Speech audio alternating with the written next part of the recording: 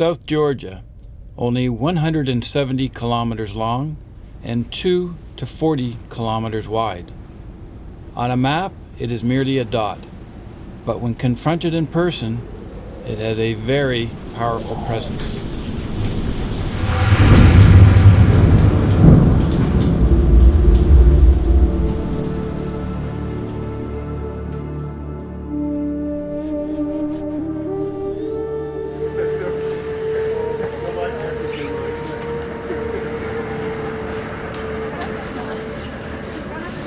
Prince Olaf Harbor is one of the more significant historical sites in South Georgia.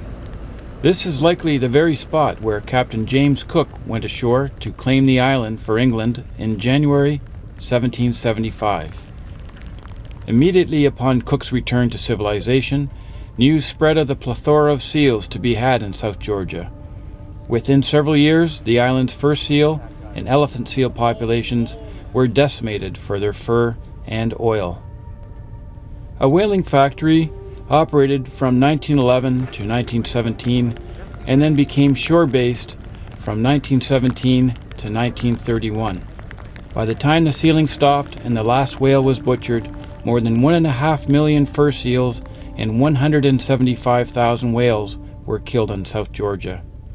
The wreck of the Brutus, built in Glasgow in 1883, was originally involved in the nitrate trade before coming to South Georgia.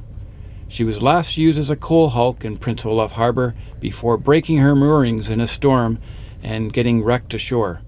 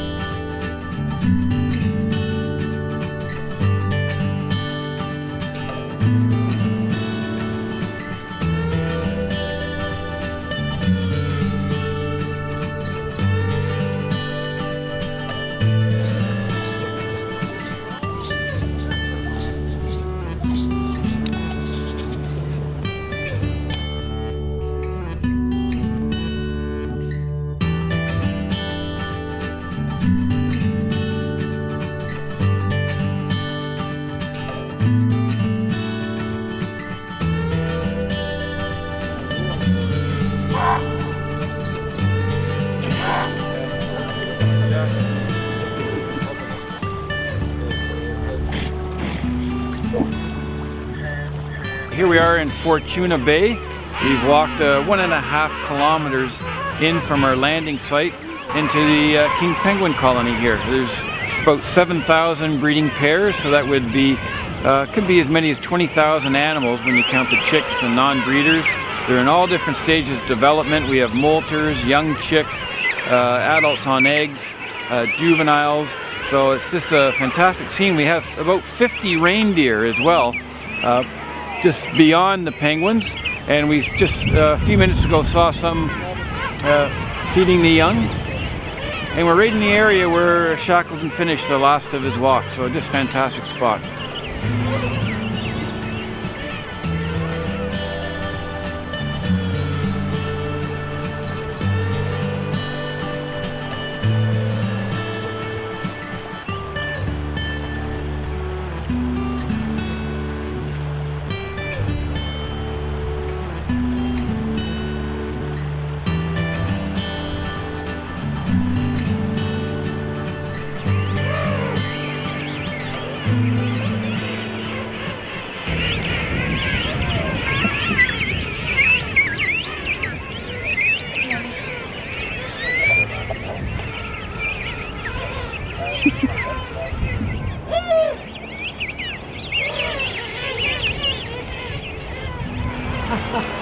It's so amazing. It's just beyond words, isn't it? To be, just to be here, just to see it. It's such a privilege.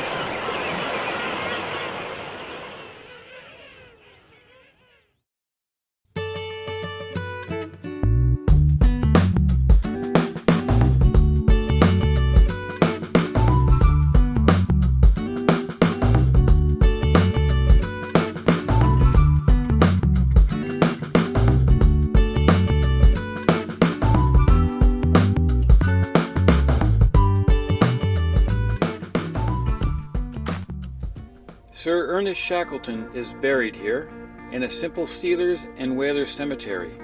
A large headstone has been placed in his honor with an inscription by Robert Browning. I hold that a man should strive to the uttermost for his life's set prize. After a few words from our expedition leader Woody, we all toasted the boss with a tot of Guinness.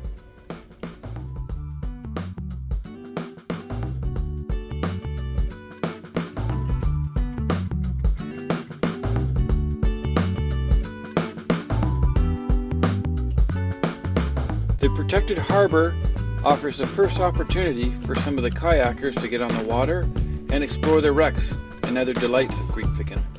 The name Grytviken translates literally in Norwegian to Pot Cove, from the tripods used to render the elephant seal oil, which littered the beach when the Norwegians first set up the first whaling factory here in Grytviken. This was the most productive and long-lasting of the 9 whaling stations on South Georgia. 54,000 whales were processed at Grytviken, including the largest animal ever to be seen by mankind, a massive blue whale measuring 112 feet long. Formerly the whaling station manager's house, the museum is a fantastic collection of artifacts and information covering the natural history of the island, the whaling and sealing era, and exploratory history, as well as the modern-day explorers. Many of us did some exploration on our own, going on guided groups up Brown Mountain or across the valley to Maiviken, and somewhat up a steep hill overlooking the station.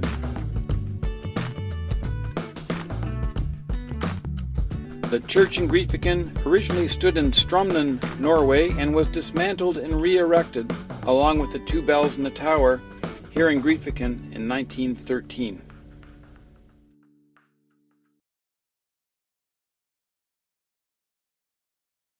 Gold Harbor is one of the most beautiful spots, and we were blessed with a beautiful sunny day. Anticipating a wildlife extravaganza, the staff join in the excitement and are dressed and ready to go.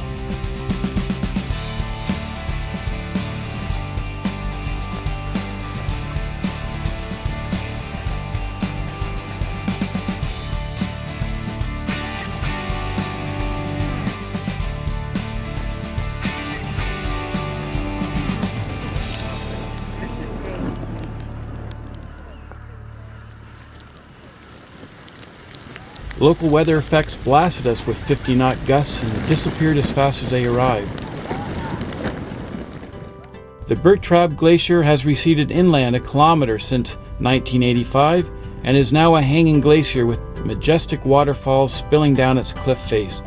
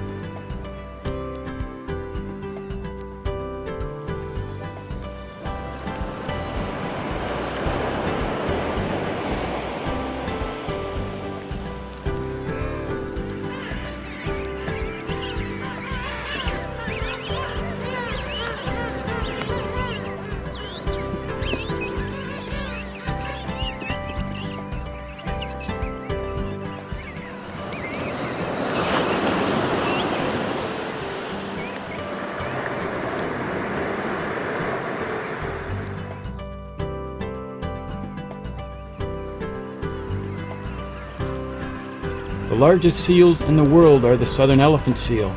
The largest males of the species are absolutely massive, and some may weigh in around 3,800 kilograms.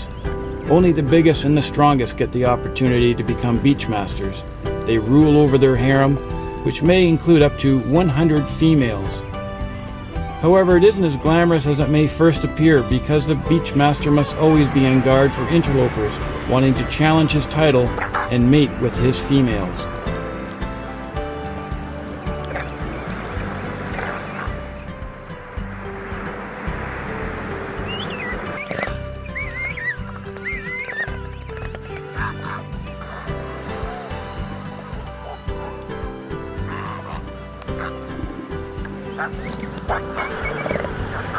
Deafening roars will often deter the challengers, and sometimes a chase will be enough, but often a fight will ensue, and the beachmaster and the challenger will rear up and do battle.